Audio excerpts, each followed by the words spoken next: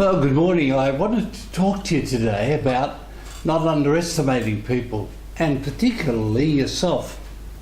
I remember when I was in my first year of ministry, I'd gone to a big country town. In the town there was a farmer who was doing it hard on the land, and so he designed a caravan, and out of that he built a massive caravan industry.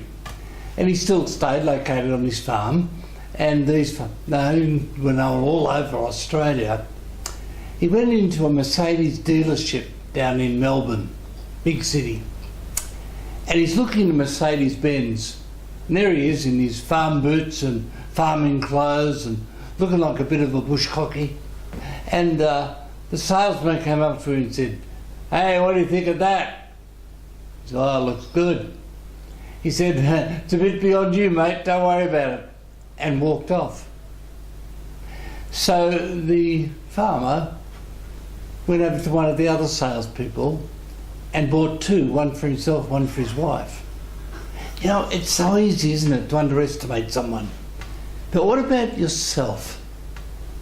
I think most of us underestimate ourselves. The potential that's in us is amazing, but it doesn't mean that we always live up to that potential or even realise the potential. I was thinking of somebody that I know very well.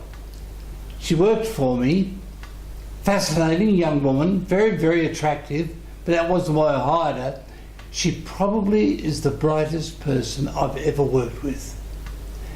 But she underestimated what she could do. You know, I could come up with an idea, she would come back an hour later, she'd have that idea completely fleshed out, how it could work, who would be needed to organise it. She was a brilliant organiser, and on top of that, had a personality that no one could resist. She worked with me for several years, and when I left and was returning from the United States to Australia, I was driven to the airport by her and another friend. She always underestimated herself.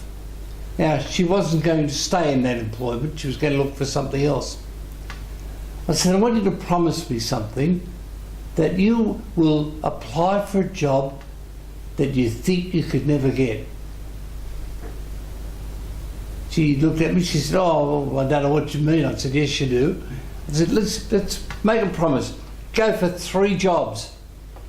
Well, very quickly, she got them. She chose the one, she went to work there. She was too good for that organisation, so she started her own. Today, she's known right across America for her ability. She even lectures in the Harvard School of Business from time to time. Here was this dynamic, brilliant woman who was held back just by herself. And I think a lot of us are like that, don't you? I wonder what you could do if you stepped back and looked at yourself a different way. Think about it today. Bye.